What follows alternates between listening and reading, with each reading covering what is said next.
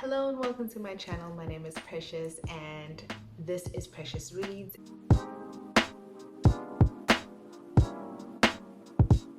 And today we're going to be discussing some of my favorite books, actually 10 of my favorite books that I read in 2020. 2020 was a good reading year for me in terms of quantity. Not everything was really good and exceptional, but I did enjoy my reading and trying to change the direction of my reading and trying out different genres that I've never tried before, and trying to complete more books and staying focused, because this year has been really difficult in terms of staying focused and staying, in track on actually sitting down and getting things completed. So without further ado, here's some of the books that I've read that I enjoyed in 2020. Okay, some of these books I've forgotten the main characters' names. Please bear with me, but these are my favorite books. The first one that I'll start with is The Fifth Season by N.K. Jemisin. I read this earlier on in the year and I was taken aback by it. It was totally different to anything that I've read before, and it was so well written. The characters were compelling and you were immediately attached to them and their story and finding out how things are going to unravel for them. And yes, I loved The Fifth Season by N.K. Jemisin. We follow we follow three different characters: Esun, Dayama, and Nesam, I think. And one is a young girl who is a student who's been hated all her life and now is sent to the school where they train origins, and origins are people that have the ability to control the earth.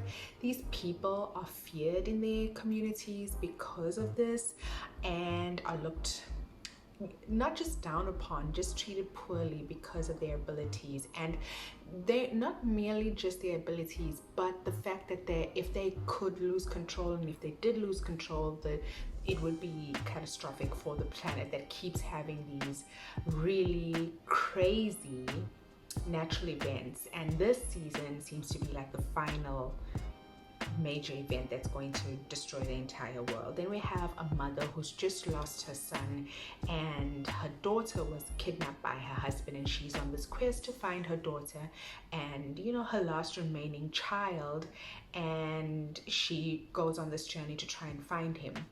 And on her way she meets a boy who's slightly strange, doesn't really talk that much, is what they call a stone eater, another creature in this world, or a being in this world that's feared.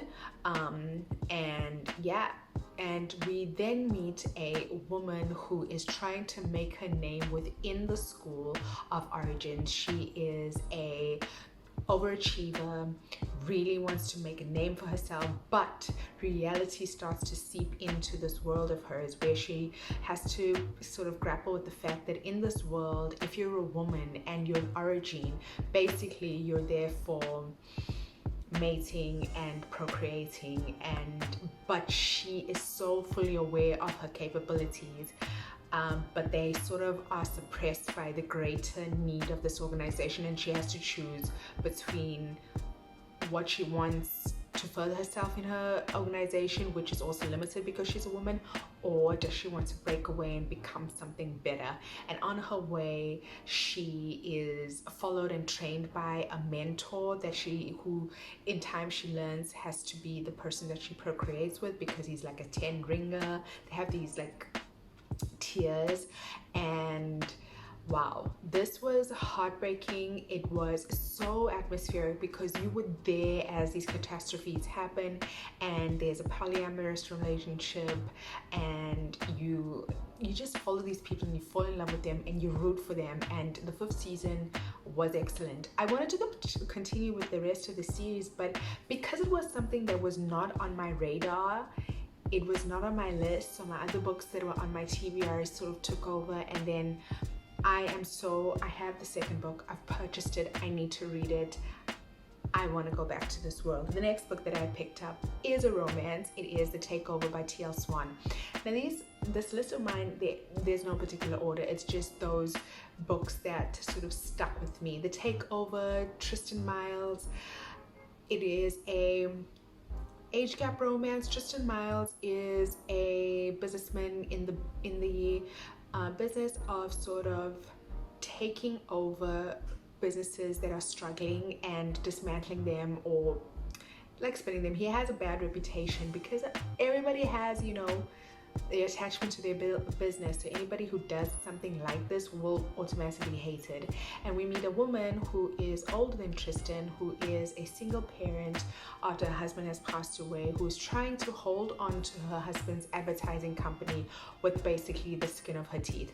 And enters Tristan Miles. She already hates him because she knows him, what he does, and his reputation, and she gives him a hard time. They end up going to a conference or retreat together where sparks fly because of the banter, and they start this affair.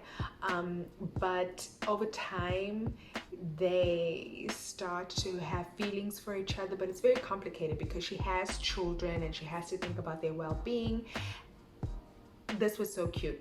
The kids, hilarious. The interactions, especially in the beginning between Tristan and the children, funny. The banter between I've forgotten her name, the heroine, and Tristan, excellent.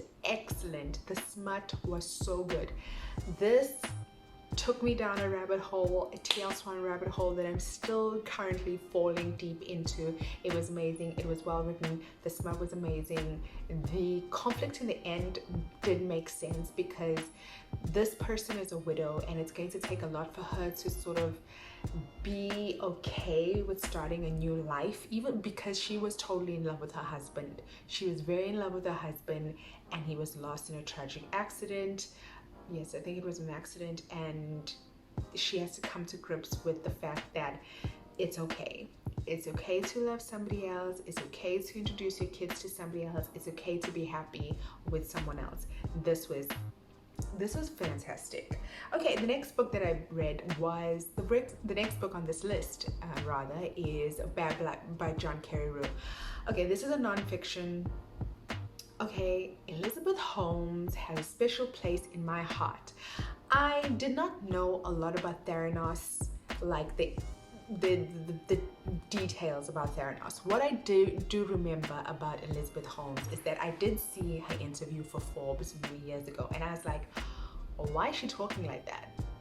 What's up with her voice?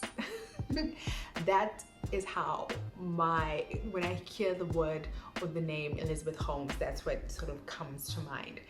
Then I heard about the entire collapse of Theranos and everything that went with it. It was fantastic. I listened to this book on audiobook, and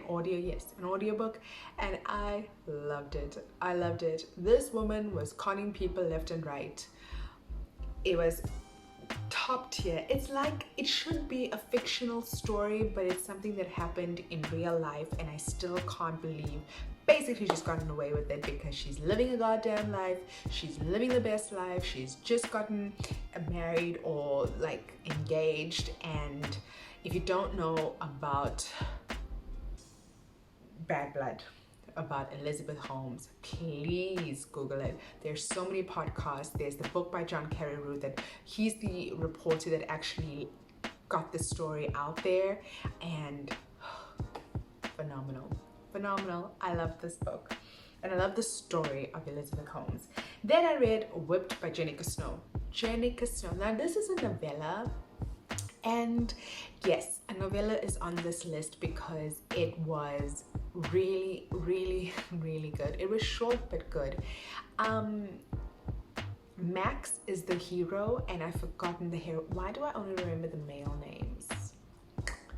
That is kind of weird, but okay, moving on. Max is a pastry shop owner, and he has had a crush on this girl that comes into his pastry shop all the time, but he hasn't had the guts to ask her out, and she finds him attractive as well, but doesn't think that, you know, he would be into her, and she has her own issues. She's a woman in a very male and competitive business, and she's just trying to keep her head above water and trying to get the recognition that she deserves. So she's in her own, you know, world. Then she needs because they have to leave the catering job to the woman, or the only woman in the office. She takes up the job begrudgingly, gets Max because she goes to his coffee shop quite often, asks him to cater the function, and yeah, that's where things sort of start off for them. It was cute, it was romantic, the smut was really good. Max was an alpha-ish character, but he was not the annoying, I'm the alpha, no one can look at you, blah. No, he was a cinnamon roll, but a cinnamon roll with a hard center. She was plus size, but it wasn't like, oh, she's, you know, special because she's plus size, and you know, she was just, they mentioned it once or twice. He was totally into it, and it wasn't like all this time and energy placed on the fact that she is a plus size person. It was just, she happens to be plus size, but she's also a fabulous woman, and I love that. Okay, the next book on this list is Worship by Ella James. Now, I haven't read a lot of male romances, and this was like my first serious romance, male romance, and this is called Worship by Ella James. Wow, I think first of all, this is in a series, and I haven't picked up the next book in this series, not because I'm not interested, not because I've forgotten, because I'm afraid that this is just going to end terribly. I'm afraid that these people are going to be broken. I'm afraid that these characters are not going to look the same as they did in the beginning of the book, and because of the situations and everything they've been through, I am afraid. Okay, so Worship by Ella James is about a man who gets stranded on an island. He falls asleep. He's on a cruise ship. He falls asleep on the island. You know how they island hop, and he is forgotten. And he's there for a couple of hours, parched, he's tired, he hasn't eaten or drank anything in a while, and lo and behold, here comes a yacht. And he gets on the yacht, and there's this guy on the yacht, and he asks for help, but there's chemistry, there's something there, and they spend the night together. They do part ways after that night. Neither of them know the other's name. No, I think the Pan gentleman, who I've forgotten, I think there's Henry and Al, I've forgotten their names. You know, the one knows the other's name, the other doesn't, so they don't really know each other very well. You know, there's time skip, some Instagram stalking, and the artist finds the other gentleman. He tries to get into a relationship with him. He tries to meet up with him. He tries to see if they can make a connection, but then he realizes what he does for a living and his status in his community, and he realizes that he's not as open about his sexuality as the other gentleman will be. We'll say the artist. And that's where the struggle begins. This was heartbreaking. This was really hot. The romance, the smut scenes were really good, but it was so much more than that. It was crazy. I would recommend anybody to read Worship, because it's just such a honest look at same-sex marriages, same-sex relationships, especially if one person is not totally comfortable with revealing who they really are to themselves and to people in general, and then the repercussions of that, because they have to hide it. They have to hide who they are, so they have to change their personality. They have to, like, it's so intriguing. And at the end, when they meet up and he realizes that he is so closeted and it's never going to work in the way that he wanted it to work, it's just heartbreaking. And I know I'm like he because I've forgotten their names, and I should have looked it up before this, but I thought I remembered Henry and something, but I'm totally nah. Okay. Oh, Mr. Masters by TL Swan. Mr. Masters took me by surprise, but like I said, when I read The Takeover by TL Swan, I was like ready for something else. Why didn't I go to the stopover? I don't know. I went to Mr. Masters, and Mr. Masters was phenomenal. Again, I remember the main character, the hero's name. I don't remember the woman's name. I'm just an embarrassment to our gender, aren't I?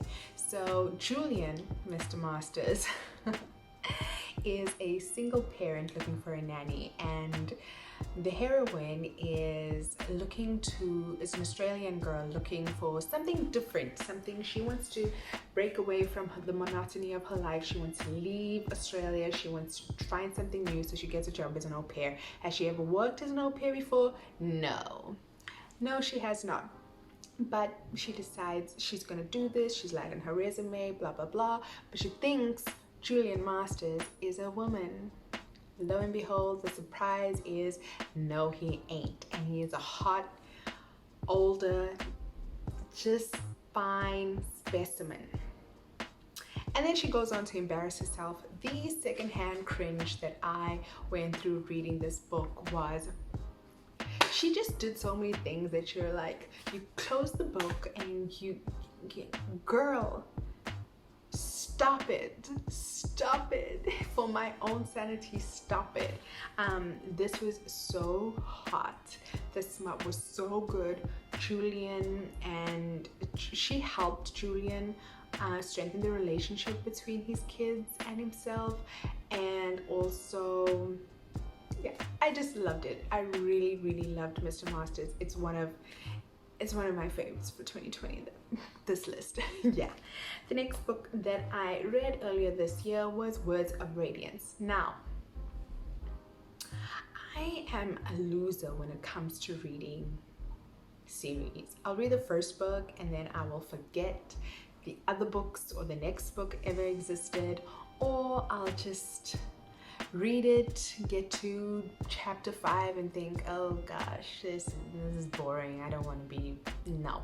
I'm really bad at completing series. This took me by surprise. People were raving about this on the internet, so I was like, okay, well, let me just pick it up. I'm sure I'm gonna hate it. Finished it and I was like,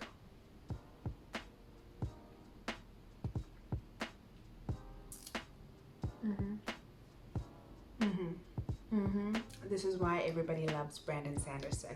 So Words of Radiance is a sequel, it's a sequel of the second book in the Stormlight Archives. It follows a slave who was supposed to be a doctor and turned warrior or soldier, and an assassin who cries when he kills, a girl with a lot of secrets, and a high prince who has visions, and they need to come together to fight an entity that is about to take over and destroy everything that they know and they love, and they need to bring their the other high princes of this world, Rosha, together.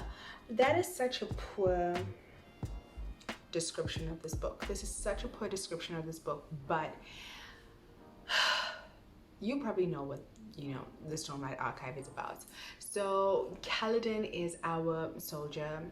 In the first book, he learned that he has powers, and he learned that he has a companion, Syl. I love the relationship that they have together. And Bridge 4 has now moved from running bridges and is now looking after the king and the High Prince, and is now part of the army, because after Setius destroyed Dalinar's army, he needs the numbers, Guys, this was crazy.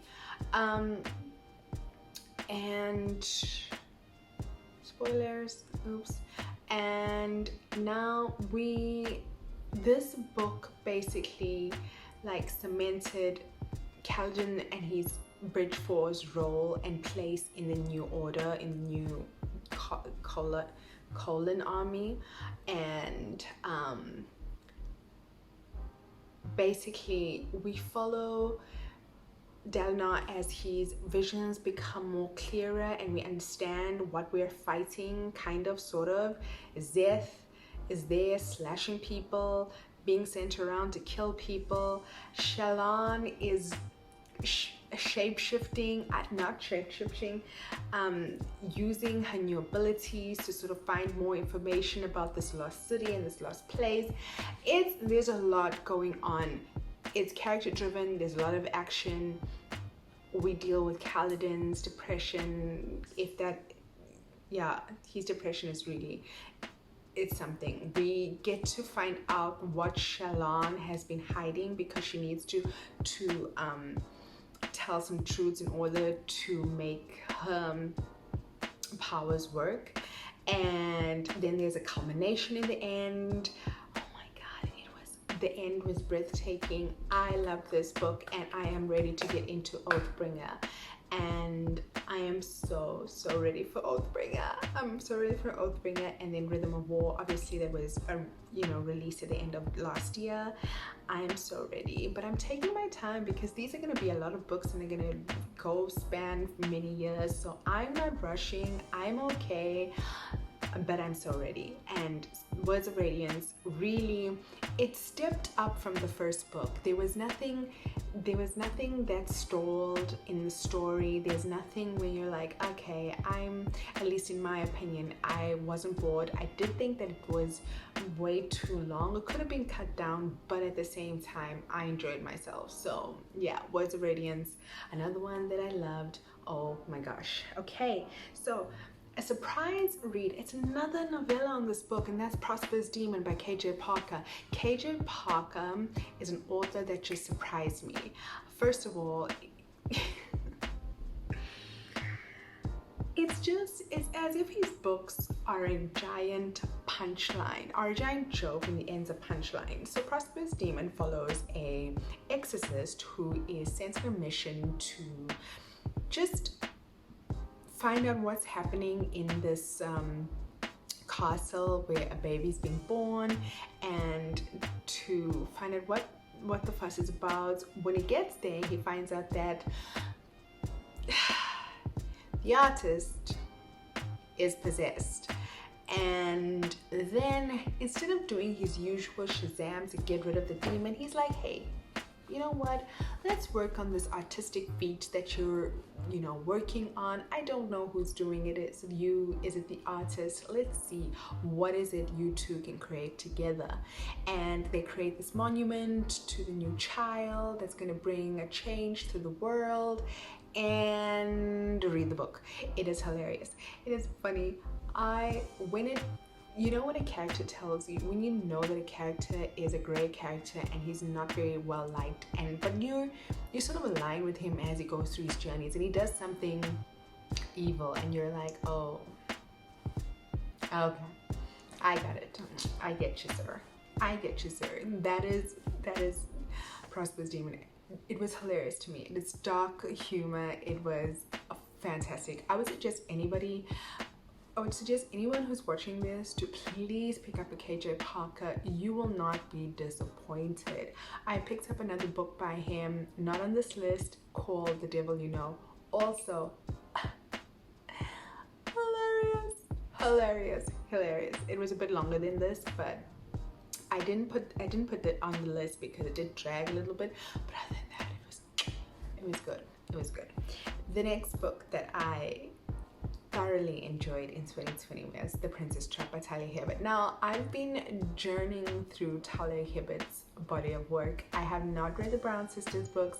I will be picking them up soon, but I wanted to not read her hype books, but read her backlist, which happened to be very vast. I didn't know she had written so many books and so many good books.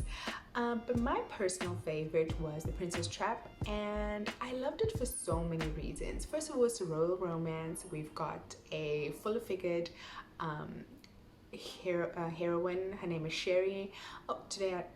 Now I know the female characters, and I don't remember the prince's name.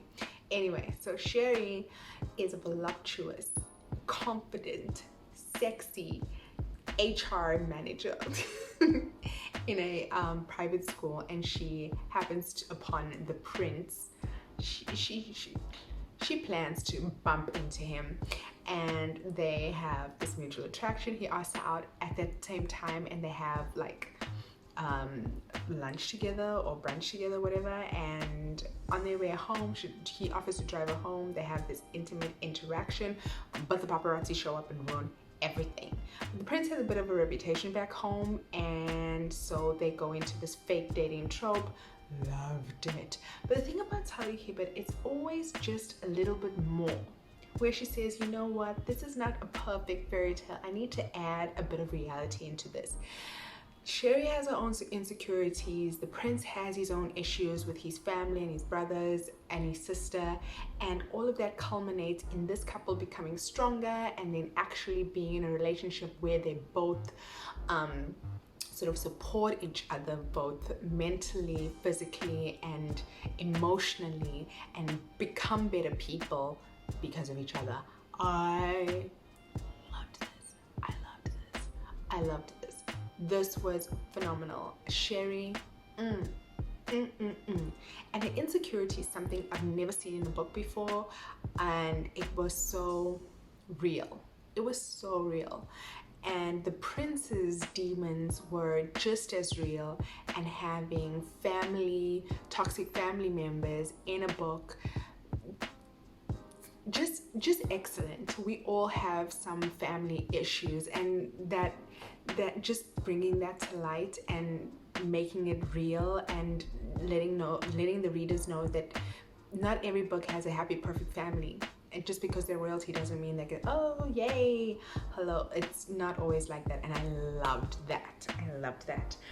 The final book on my list is Blind Date with the Book Boyfriend by Lucy Eden.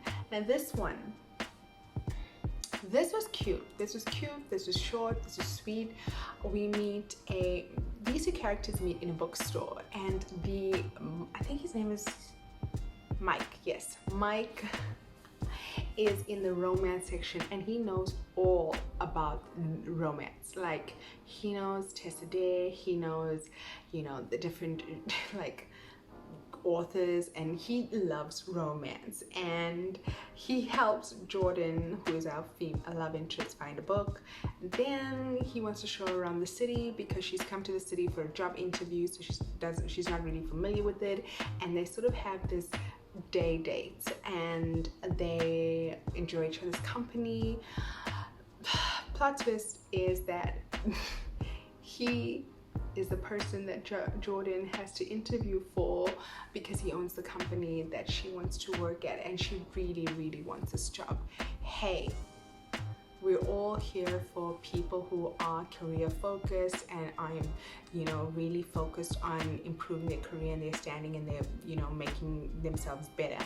And Mike understands this about Jordan, and he lets her do her thing without like trying to take over and being like, I'm the big bad billionaire boyfriend, you don't have to work, you can just, it's much more realistic. It takes a step back. It's like, you do your thing, you interview with whoever you're going to interview with. If you get to that part of the job interview, I'm going to be fair, I'm going to be, this is how it's going to be. And I really enjoyed that. It was the first time that I had encountered a boyfriend who loved romance books. Mike was so understanding, and it was phenomenal. It was cute, and I highly recommend it. These are the books that I highly enjoyed in 2020. There are so many more that I enjoyed, but these are the ones that sort of stuck in my mind the most. And yeah. Thank you for watching. What have been your favorite books? Just a few books that have just sort of, because especially people like us, I'm assuming, we read a lot of books, and some of them stay in your mind and some of them don't. And the ones that really stick with you, I feel, are the ones that you resonate with you in some way. Which are those for you?